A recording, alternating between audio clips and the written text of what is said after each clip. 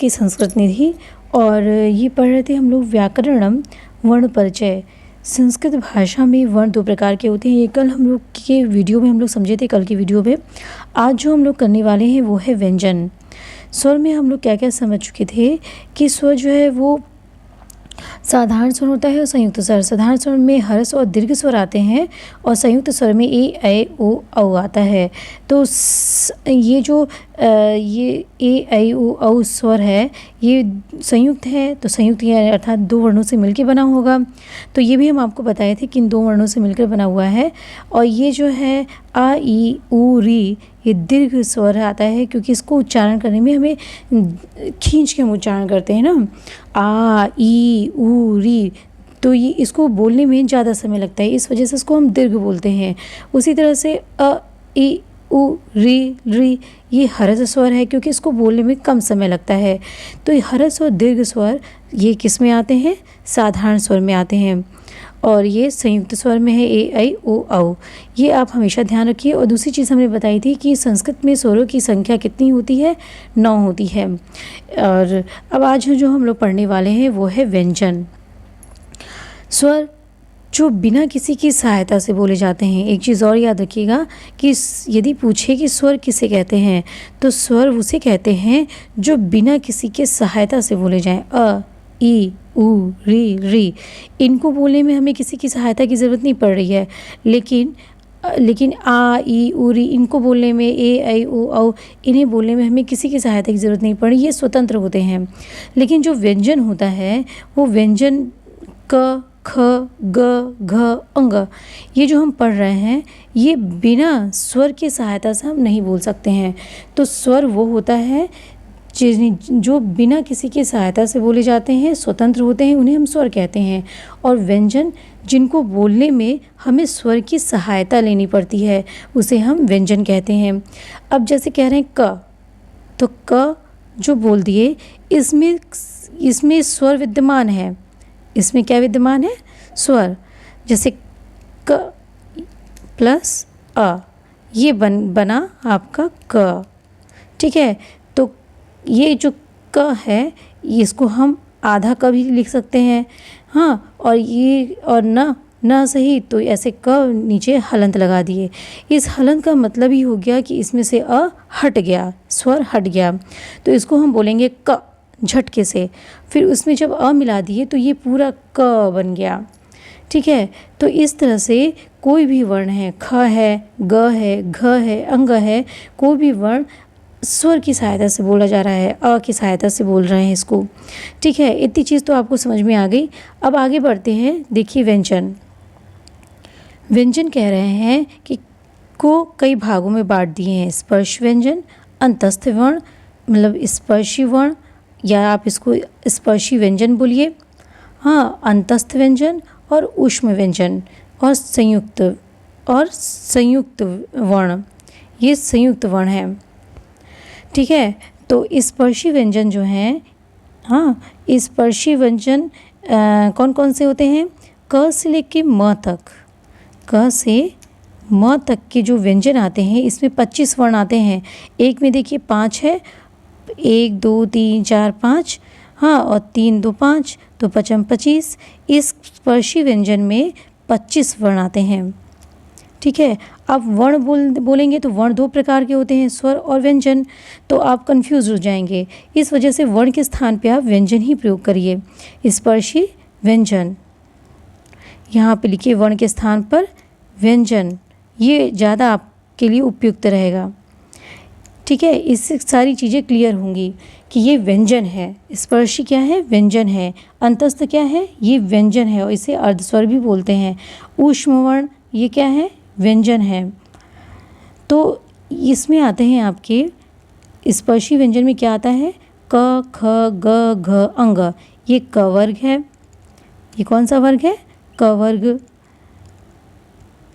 ठीक, अब चूंकि ये क्लास 6 का है इस वजह से ज़्यादा इसमें नहीं दिया है, लेकिन हम आपको यहीं भी बता देते हैं। क ख ग घ अंग, इसको संस्कृत में कु बोलते हैं।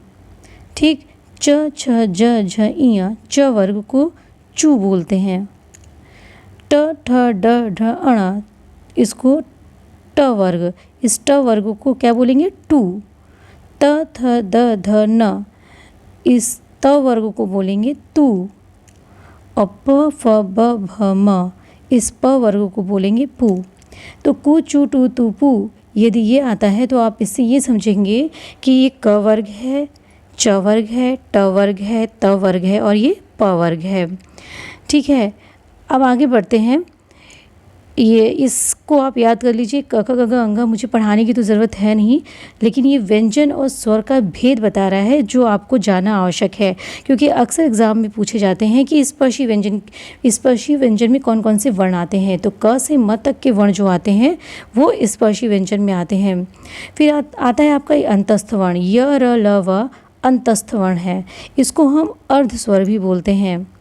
ठीक है, यदि आप कहीं नोट कर रहे हैं तो इसको लिखते भी जाइए कि य र ल व अर्ध स्वर भी कहे जाते हैं। हाँ, अब ये एक चीज़ और याद रखिए, देखिए बोले हैं इसको स्पर्शी व्यंजन, ये हम बोल रहे हैं इसको स्पर्श व्यंजन। स्पर्श मतलब कोई चीज़ छूना। तो क से लेके म तक में जो वर्ण हम बोलते हैं वो कहीं ना कहीं हमारे तालु तो कभी हमारे ओंठ एक दूसरे से टच होते हैं, छूते हैं। हाँ, इस वजह से इसको स्पर्शी क से म तक के वर्ण को स्पर्शी व्यंजन बोलते हैं।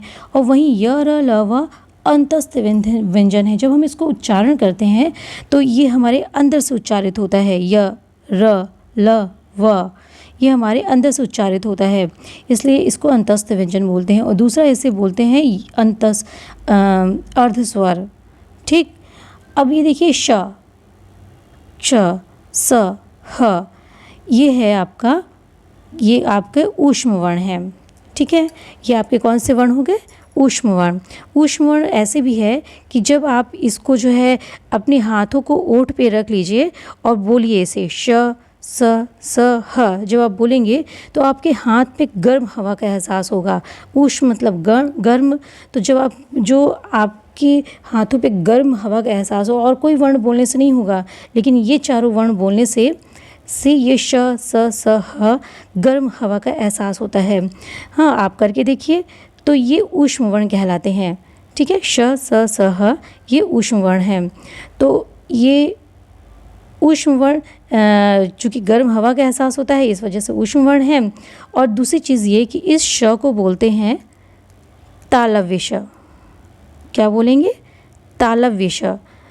और इस खटकोण श को बोलेंगे हम मूर्धन्य श। याद रखिए, मूर्धन्य श। और इस स को बोलेंगे दंत स, क्योंकि इन सब का उच्चारण ही हमारे तालु से, क्ष ये मूर्धा से, और ये स दंत से होता है। ठीक है, इस वजह से इसको हम जो है तालव्य, मूर्धन और दंत स बोलते हैं। हाँ, और ये आपके ऊष्म व्यंजन हैं। कौन से व्यंजन हैं? ऊष्म व्यंजन। और ये वर्ण के स्थान पर आप व्यंजन लिख लीजिए ताकि आप कंफ्यूज मत होइए। ठीक है, और फिर इसके आगे देखिए क्या है, संयुक्त अक्षर या संयुक्त व्यंजन। तो संयुक्त व्यंजन हमारे संस्कृत में 3 ही हैं।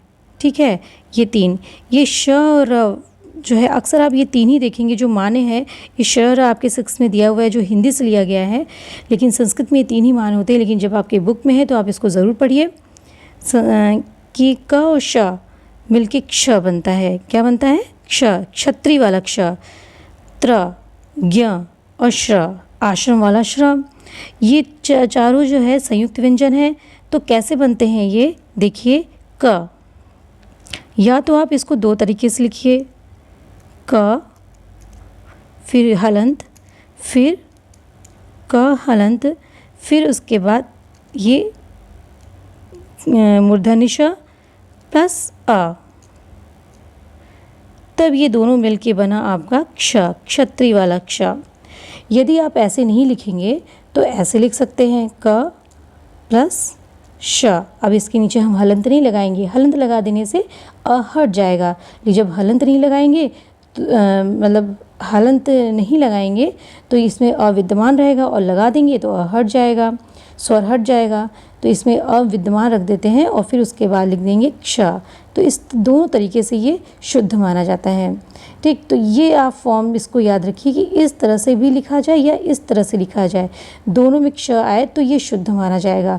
और एग्जामिनेशन में अक्सर पूछा जाता है इस तरह से कि ऐसे कर दिए और प्लस श ऐसे कर दिए, हाँ, और बराबर क्ष लिख दिए। ये एकदम गलत है।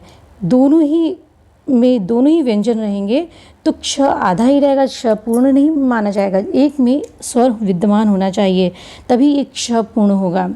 तो ये देखिए क्या लिखा हुआ आपका, क श क्ष, त र त्र, ये संयुक्त व्यंजन है। क्ष त्र, अज और इय ज्ञ और तालव्य र स्र, ये हो गए आपके संयुक्त व्यंजन। तो दोस्तों मेरे ख्याल से ये आपको समझ में आया होगा व्यंजन। आगे इसकी जो उपयुक्त ये सभी चीज़ें जो बता रहा है नीचे के अयोगवाह वगैरह, ये हम लोग अगले वीडियो में पढ़ेंगे और अच्छे से समझेंगे। एक साथ जब आप पढ़ेंगे तो आप बहुत कंफ्यूज हो जाएंगे, इसलिए जितना हमने पढ़ाया है उसको 1 से 2 बार आप पढ़िए। जो नई एक्स्ट्रा चीज़ें हैं उसको आप अपनी कॉपी पे लिखिए। तो फिर मिलते हैं अगले वीडियो में। तब तक के लिए नमस्कार।